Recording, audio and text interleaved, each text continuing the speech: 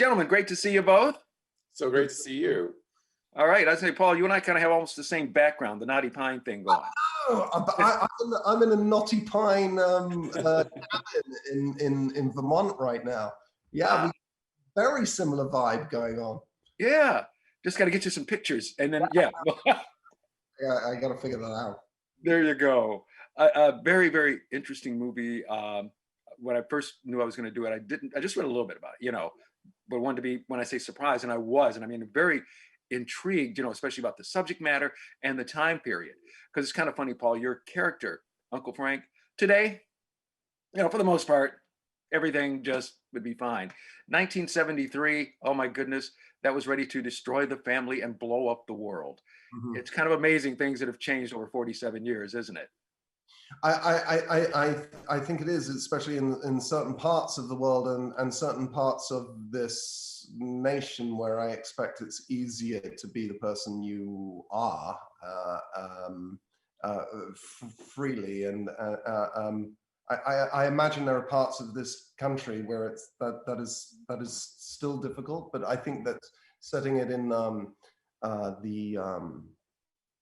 70s really does ratchet up that fear for Frank, the fear of him being ostracized and genuinely in physical danger because of who he is. Nope, that's for sure. Now, Alan, you're the writer and director. How did this whole story come about for you? Many years ago, when I came out of the closet to my mother, she surprised me by telling me that she blamed my father because she thought that he might have been that way too, which surprised the hell out of me. I don't know if it was true because he had already died at that point. Right. But then later she told me about a young man who drowned and who was a real good friend of my father's. And he accompanied this young man's body on a train back to their hometown of Asheville, North Carolina. And something in my, just a window opened in my consciousness about what if that were true? I'll never know if it was, but what if it were?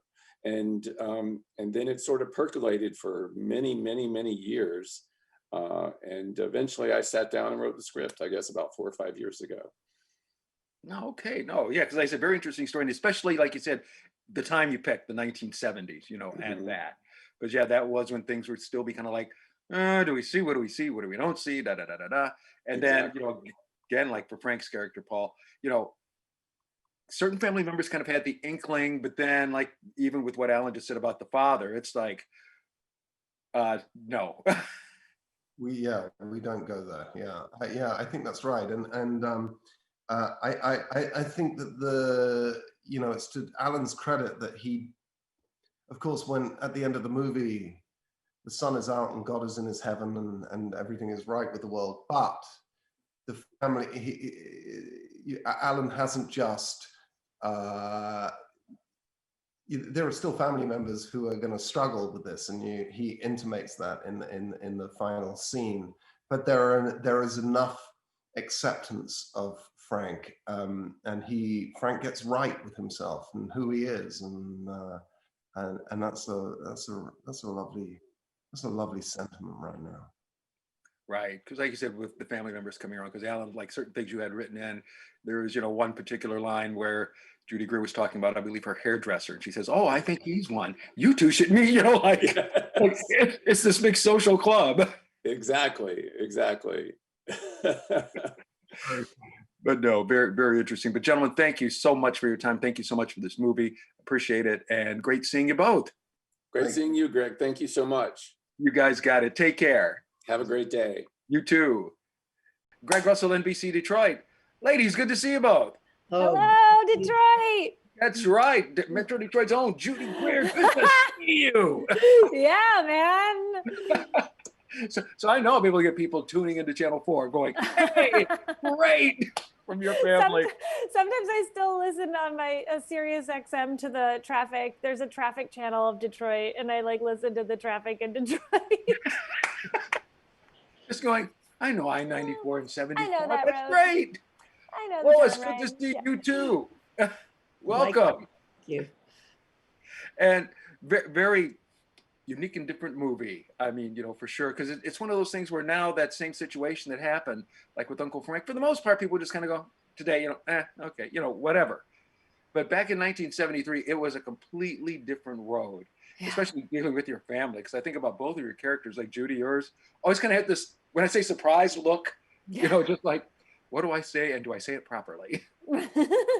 Yeah, I liked Kitty because it was fun to play a member of the family that also wasn't a member of the family, if you know what I mean. Like she's Right. an in-law, so she's been around these people for most of her adult life, but at the same time still does, I felt like was a little bit of an outsider. At least that's what I was going for. And and I liked her excitement over just anything new and interesting and different.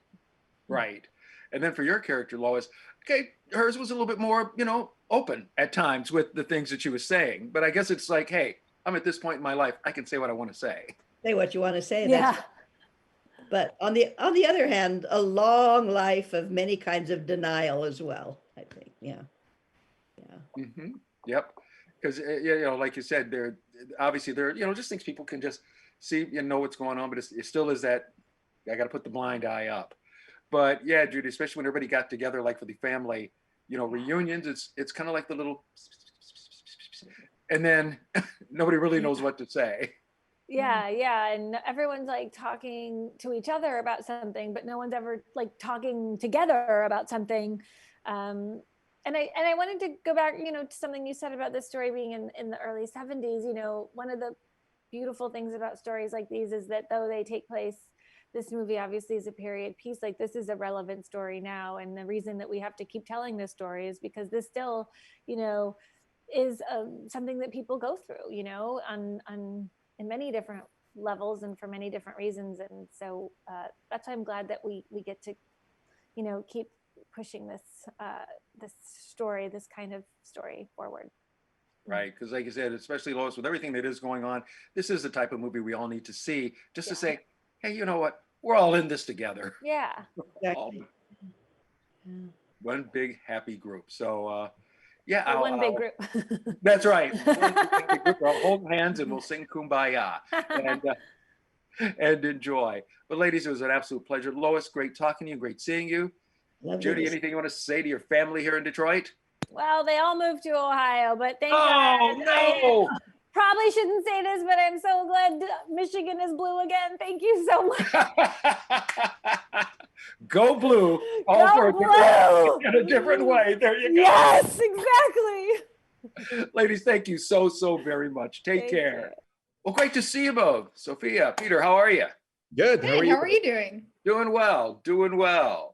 It's kind of funny when I, first heard I was going to do the movie. It's like, okay, I thought, you know what? Let me be surprised about what it's about.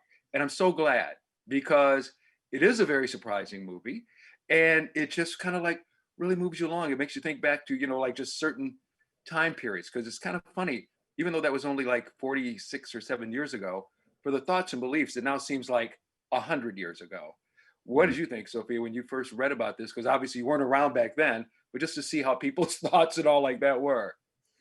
Yeah, it was the script. I really loved the script. I thought it was great. I thought it was very different from other stuff that I've done before. So this was like a different script. And it really stood out to me just, how people acted back then. And there's a lot of, I think we've improved.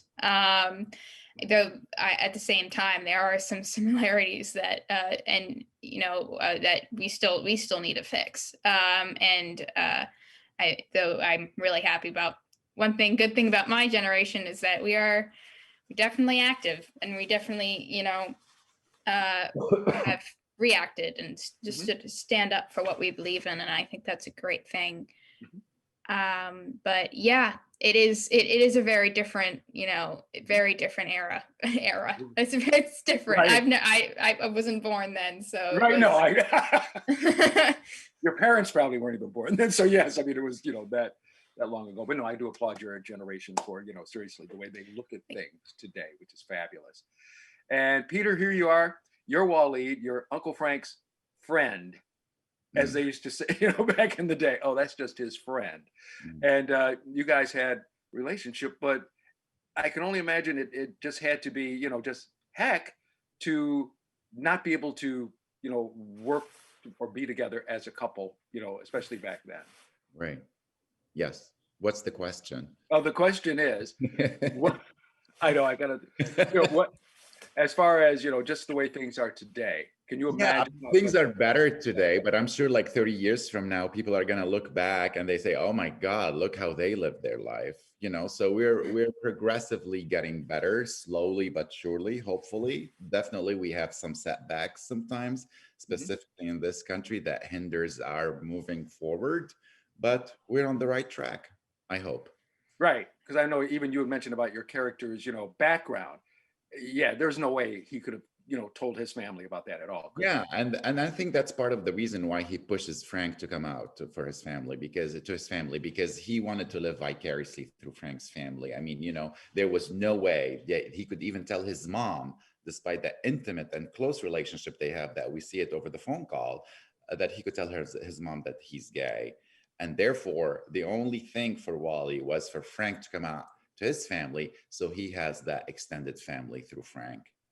That was like one of the reasons why he kept on pushing him to, go back to his family and come out. And, he says Right. they'll accept you and they will accept you. Whereas they would behead me or something like that. I don't Right. remember the words. Yeah.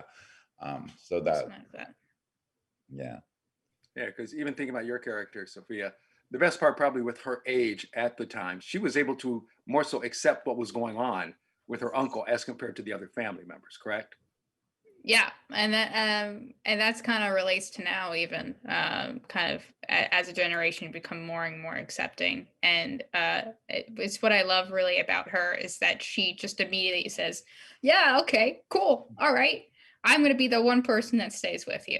And I think, and then later on we've realized that even other people in their family, despite how they grew up, they can come to accept him as well, and that's great. It is. It is. Sophia, Peter, thank you both very much for your time. Thank Take Thank care. you. I enjoyed very much.